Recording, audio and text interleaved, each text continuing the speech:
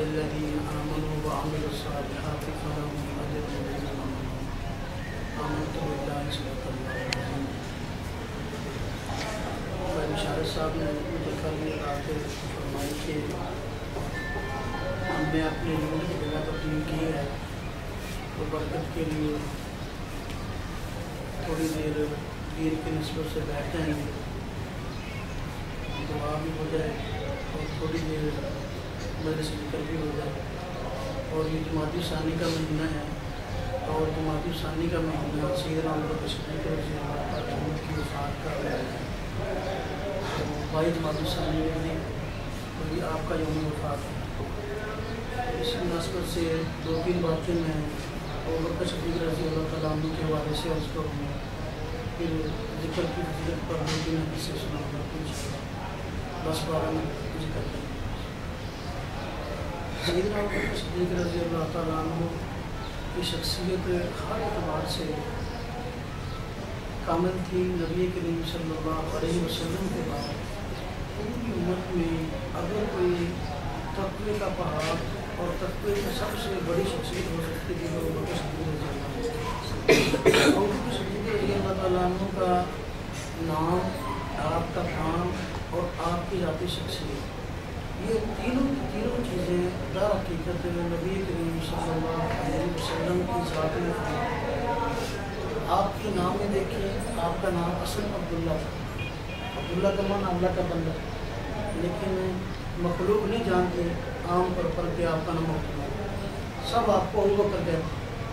ابوبکر کا معنی پہل کرنا، انہوں نے ہر نیکی کے کام میں پہل، جب بھی کبھی نیکی کا موقع آیا، دین کا کوئی تقاضا سامنے آیا تو سب سے آگے بڑھ کر جو ہے وہ خود اس پر عمل پیرا ہونے والے ہیں۔ اگر ایمان لانے کی باری آئی تو نبی کریم صلی اللہ علیہ وسلم نے اعلان نبوت فرمایا تو سب سے پہلے ایمان ابوبکر صدیق رضی اللہ عنہ۔ اگر نبی کریم صلی اللہ علیہ وسلم کے ساتھ دین کی خاطر قربانیاں اور تکلیفیں دینی پڑی تو سب سے پہلے ابوبکر صدیق رضی اللہ تعالیٰ عنہ آپ کے ساتھ آئے۔ ہمارے کھائیں نبی کریم صلی اللہ علیہ وسلم نے بھی ابوبکر صدیق کی محبت آپ کے ساتھ کیا ہوا۔ ہجرت کا موقع آیا، نبی کریم صلی اللہ علیہ وسلم نے ہجرت کا ارادہ فرمایا، ابوبکر صدیق رضی اللہ عنہ نے فرمایا کہ میں آپ کے ساتھ ہوں۔ حالانکہ اتنا مشکل وقت تھا کہ عرب کے اتنے مشرک لوگ نبی کریم صلی اللہ علیہ وسلم کو شہید کرنے کے لیے ساتھ اکٹھے ہو گئے تھے کہ ہم نے آپ کو شہید کرنا ہے۔ ہر قوم اور قبیلے کا ایک آدمی جو ہے مل کر آ گیا تھا، نبی کریم صلی اللہ علیہ وسلم کے گھر کا محاصرہ کر دیا تھا کہ سارے قوموں والے مل کے شہید کریں گے تو قریش والوں کے لیے بدلہ لینا مشکل ہو جائے، کس کسی دشمن مل رہے ہیں۔ ایسی مشکل وقت میں ابوبکر صدیق رضی اللہ عنہ نے فرمایا کہ میں آپ کے ساتھ جاؤں گا اور آپ کے ساتھ جو ہے آپ کا محافظ رہا۔ اور نبی کریم صلی اللہ علیہ وسلم نے اگر اللہ کے رسول میں مال خرچ کرنے کا جو ہے مطالبہ کیا تو ابوبکر صدیق رضی اللہ عنہ وہ واحد شخصیت ہیں جو کہ آئے اور نبی کریم صلی اللہ علیہ وسلم کے پاس سارا مال اپنا لے کر آپ نے فرمایا کہ کتنا آپ مال لے کے آئے ہیں؟ انہوں نے فرمایا کہ گھر میں کچھ بھی نہیں ہے سوائے اللہ اور اللہ کے رسول کے نام کے، سب کچھ لے۔ تو روایت میں آتا ہے کہ گھر کی جو دیواریں ہیں، گھر کی دیواروں میں آپ اس طرح ہاتھ پھیرتے ہیں کہ کہیں جو ہے دیوار کے سوراخ کے اندر کوئی سوئی وغیرہ لٹکی ہوئی نہ ہو، سوئی وغیرہ جو ہے وہ موجود نہ ہو، وہ بھی رہے، سب ہر چیز ہے۔ کہ آج کے دور میں کتنا مشکل کام، تو مال دینے کا تقاضا آیا، اس میں سب سے بڑھ کے سب سے پہلے کی ہے، تو یہ آپ کی شخصیت ہے۔ تو نام کا معنی وہ پہل کرنے والا، تو یہ آپ نے ہر کام کے دین کے نام پر پہل کی۔ اور ابوبکر صدیق رضی اللہ عنہ کی شخصیت تھی، آپ کی ذات تھی، اللہ پاک نے صحبت کے نتیجے میں نبی کریم صلی اللہ علیہ وسلم کے ساتھ رہنے کے نتیجے میں بہت ساری ایسی باتیں ابوبکر صدیق رضی اللہ عنہ نے جمع کر دی تھی جو کہ نبی پاک صلی اللہ علیہ وسلم میں موجود تھی۔ صحبت کا نتیجہ ہوتا ہے، اس طرح ہمارے یہاں ہم کہتے ہیں خربوزہ خربوزے کو دیکھ کر رن پکڑتا ہے، یہ تو مشہور ہے، لیکن صحابہ کرام کی کوشش تھی کہ ہم نبی کریم صلی اللہ علیہ وسلم کی صفات اپنا لیں، کوشش کی، سب سے بڑھ کر ان صفات کو صدیق رضی اللہ عنہ نے اپنا۔ اس کی کئی مثالیں ہیں، وہ اتنا وقت کی نہیں میں اس کو تو صرف ایک تو بات عرض کروں کہ اب تکوینی طور پر بھی بہت سارے ایسی چیزیں ہیں کہ ابو بکر صدیق رضی اللہ تعالیٰ عنہ نبی کریم صلی اللہ علیہ وسلم جیسے نظر آئے صفات میں. مثلا نبی کریم صلی اللہ علیہ وسلم کو وفات سے پہلے بخار ہوا، اور جتنے دن بخار کی حالت میں نبی کریم صلی اللہ علیہ وسلم بیمار رہے، ابو بکر صدیق رضی اللہ عنہ کو وفات سے پہلے بخار ہوا، اتنے دن ہی آپ کے یہاں بیمار رہے. اور نبی کریم صلی اللہ علیہ وسلم کی عمر پر 63 سال ہوئی ہے، اور ابو بکر صدیق رضی اللہ عنہ کی عمر 63 سال ہوئی.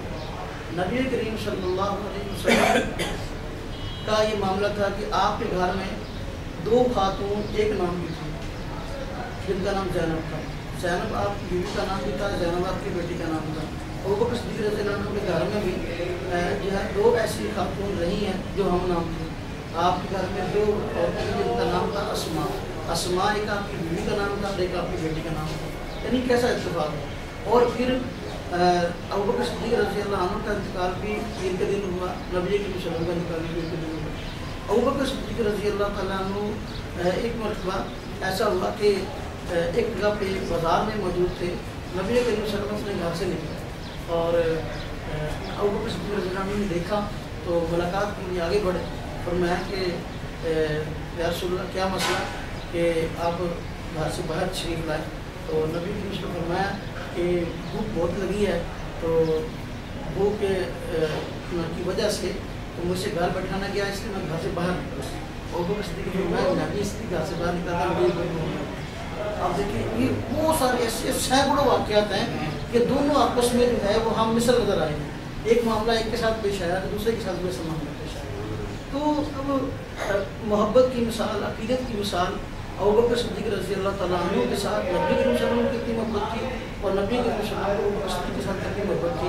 دنیا میں اس کی مثالت ملتی ہیں، فوت ہونے کے بعد اس کی مثالیں بڑی کم ملتی ہیں. آپ کا نبی کریم صلی اللہ علیہ وسلم کے ساتھ کیسا تعلق تھا، تعلق کی واضح مثال آپ کی وفات میں ملتی ہے. ابو بکر صدیق رضی اللہ عنہ بیمار ہوئے تو صحابہ کرام نے پوچھا کہ آپ کا انتقال ہو جائے تو آپ کو کہاں دفن کریں. آپ نے فرمایا کہ میرا انتقال ہو جائے تو میرے جنازے کو تیار کر کے یعنی کفن کا انتظام کر کے جو ہے مجھے نبی صلی اللہ علیہ وسلم کے روزے کے پاس لے جائیں اور کہنا ابو بکر صدیق حاضر ہے. اگر کوئی جواب آ جائے تو نبی صلی اللہ علیہ وسلم کی طرف سے تو کہہ دیں کہ یہاں دفن کر دو تو وہاں دفن کر دینا، وغیرہ جو ہے جنت البقیع کو دفن کر دینا. اب یہ ابو بکر صدیق کی بات شاہ فرما.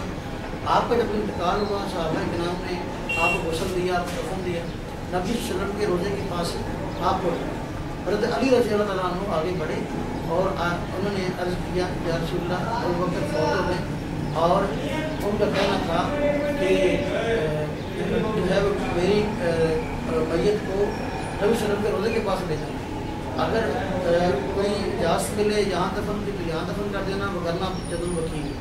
تو یہ جب علی رضی اللہ عنہ نے بات ارشاد فرمائی تو آواز آئی نبی صلی اللہ علیہ وسلم کے روزے سے ادخلوا الحبیب الی الحبیبی فإن الحبیب مشتاق، کہ دوست کو دوست کے پاس لے آؤ، دوست کی بڑی خواہش رکھتا ہے کہ اس کے پاس رہے. صحابہ کرام نبی صلی اللہ علیہ وسلم کے ساتھ ابو بکر صدیق رضی اللہ عنہ کو دفن کیا. اب دیکھیے کیسی ایک ایسی محبت کی اور تعلق کی ایک ایسی مثال ہے کہ دنیا اس کی مثال پیش نہیں کر سکتی. ابو بکر صدیق رضی اللہ تعالیٰ عنہ کی زندگی سارے صحابہ کی زندگی پڑھنے کے لائق ہے. ابو بکر صدیق رضی اللہ تعالیٰ عنہ کی زندگی خاص طور پر پڑھنے کے لائق ہے کہ آدمی کو ایک مومن ہونا چاہیے تو کیسا ہونا چاہیے. ابو بکر صدیق رضی اللہ عنہ کی زندگی پڑھے گا تو انسان کا ایمان تعالیٰ ہوگا. اب ان کی جرت اور بہادری کو دیکھیے. نبی صلی اللہ علیہ وسلم کا جب انتقال ہوا تو انتقال کے وقت مختلف اتنے جگہ سے اٹھ کھڑے ہوئے اسلام کے خلاف. تو ایک آدمی تھا یمامہ میں، اسے نبوت کا دعویٰ کر دیا میں نبی ہوں. تو بہت سے لوگوں سے گمراہ کر دیا، اور بہت سے لوگ جو ہیں وہ کہنے لگے کہ ہم زکوٰۃ نہیں دیں گے، زکوٰۃ نبی صلی اللہ علیہ وسلم کے زمانے میں دیتے اب نہیں دیں گے. اس طرح جگہ جگہ شرارتیں جو ہے کھڑی ہو گئی. ابو بکر صدیق رضی اللہ تعالیٰ عنہ ایسے معاملات میں پریشان نہیں ہوئے، بلکہ جو ہے صحابہ کرام نے بہت سارے مشورہ دیا کہ وہ حالات ٹھیک نہیں ہے، کچھ معاملات یوں نہیں یوں کر لیں. ابو بکر صدیق میں نہیں ایسا نہیں، نبی صلی اللہ علیہ وسلم کے زمانے میں جیسے نظام چلتا تھا میں ایسے ہی چلاؤں. آپ کھڑے ہو گئے اور جوان مردی کے ساتھ سارے کے سارے فتنوں کا جو ہے آپ نے صفایا کر اور اسلام کا پرچم دور دراز کے علاقوں میں جو ہے. اور وہ یہ بڑی خدمات ہے، بڑی خدمات ہے. اب یہ موقع نہیں کرنا جو ہے اس کو آدمی تفصیل کے ساتھ عرض کرے کہ کشمیر رضی اللہ عنہ کی زندگی کیسے تھی. اور وہ کشمیر رضی اللہ عنہ وہ شخصیت تھے جنہوں نے صحبت کا حق ادا کر دیا. صحبت صحابیوں سے کہتے ہیں جسے نبی صلی اللہ علیہ وسلم کی صحبت پائی ہے، تو انہوں نے صحبت کا حق ادا کر دیا اور اس طرح رہے کہ تاریخ کا کوئی بھی اہم ایسا موڑ نہیں ہے کہ جس پہ نبی کے شکل موجود ہوں اور وہ صدیق رضی اللہ عنہ آپ کے ساتھ ہیں. یہ صحبت کا آپ نے حق ادا کیا. اسی صحبت کا نتیجہ تھا کہ اللہ رب العزت تکوینی طور پر یعنی پیدائشی طور پر وہ ایسے معاملات جو ہے پیش کر دیے کہ جو نبی صلی اللہ علیہ وسلم کے ساتھ معاملات پیش آئے وہ صدیق کے ساتھ وہی معاملات پیش آئے. تو میں نے جو تھوڑا سا اشارہ کیا ہے تو زندگی کو پڑھنا چاہیے اور خلفائے راشدین کی زندگی خاص طور پہ جو ہے وہ ہم مسلمانوں کے لیے بڑی ہی مشعل راہ ہے. ان کی زندگی کو پڑھیں گے، ان کا مطالعہ کریں گے، ان جیسا بننے کو جی چاہے گا. اللہ پاک جو ہے ہم سب کو اپنی زندگی عنہ کی مبارک زندگی کو پڑھ کر اس پہ عمل کرنا کم ہے. اس لیے ذکر سے آپ کا بھی خدمت میں پیش کروں. ذکر کرنے والا آدمی اللہ رب العزت کو بہت پسند ہے اور ایک مومن کو چاہیے کہ اس کی زندگی ذکر سے خالی نہ ہو. نبی کریم صلی اللہ علیہ وسلم کے متعلق حضرت عائشہ رضی اللہ عنہ فرماتی ہیں نبی کریم صلی اللہ علیہ وسلم کی زبان مبارک ہر وقت اللہ کے ذکر سے ذکر کرتے تھے. اس میں حدیث قدسی نبی کریم صلی اللہ علیہ وسلم نے ارشاد فرمائی کہ اللہ تبارک تعالیٰ ارشاد فرماتے ہیں کہ میں بندے کے ساتھ اس کے گمان اور اس کی امید کے مطابق فیصلہ کرتا ہوں. بندہ میرے بارے میں جیسا سوچے گا اس کے بارے میں ایسا فیصلہ کرتا ہوں. پھر فرمایا کہ اللہ تبارک و تعالیٰ فرماتے ہیں کہ جو آدمی تنہائی میں بیٹھ کے مجھ کو یاد کرے گا میں اس کو تنہائی میں بیٹھ کے یاد کروں گا. جو مجمع میں مجھ کو یاد کرے گا یعنی مجلس میں میرا تذکرہ کرے گا، ذکر کرے گا، فرمایا کہ میں بھی اس مجلس میں ذکر کروں گا. جو مجلس والے جو ہیں وہ ان لوگوں سے بہتر یعنی فرشتے ہیں، معصوم میں گناہ نہیں کرتے، ان کے سامنے اس آدمی کا تذکرہ کروں گا. میں کوئی آدمی میرے پاس یا میری طرف وہ ایک ہاتھ بڑھتا ہے تو میں اس کی طرف 2 ہاتھ بڑھتا ہوں.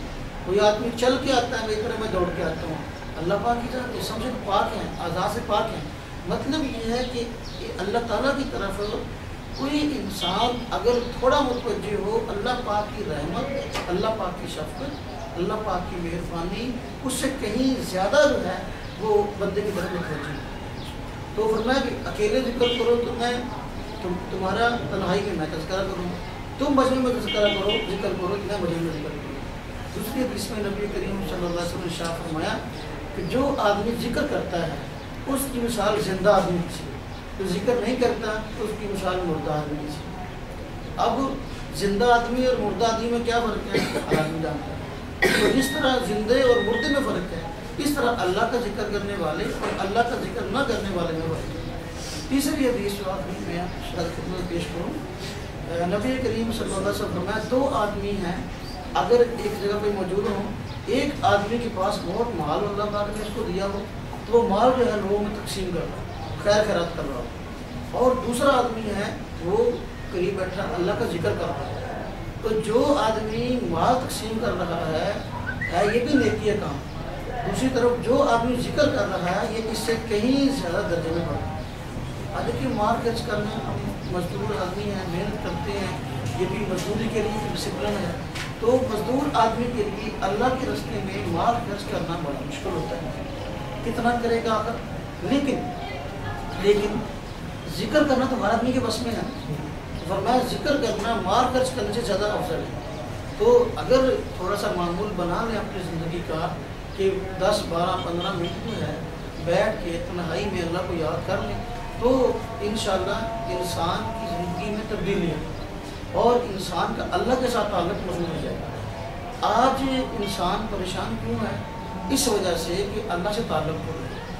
اللہ یاد نہیں آتا. اللہ دل میں ہے صحیح لیکن اللہ یاد نہیں آتا.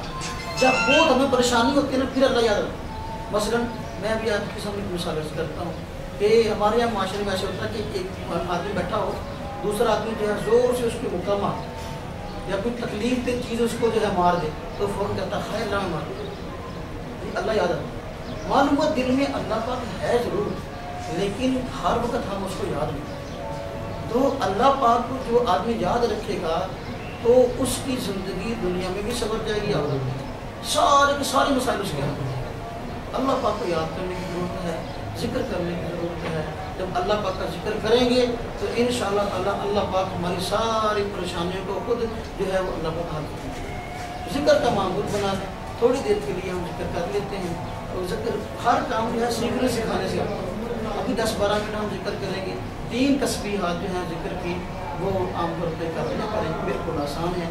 एक ला इलाहा इल्लल्लाह की तस्बीह है, यानी 100 मरतबा, और एक लफ्ज़ इल्लल्लाह की तस्बीह है, ये भी 100 मरतबा, और तीसरी लफ्ज़ अल्लाह की तस्बीह है, ये भी 100 मरतबा। ये 3 तस्बीहात अगर आप एक दिन में एक वक्त तय कर लिया करें तो फिर आप अपनी ज़िंदगी में खुद को खुद जो है वो तब्दीली महसूस करेंगे।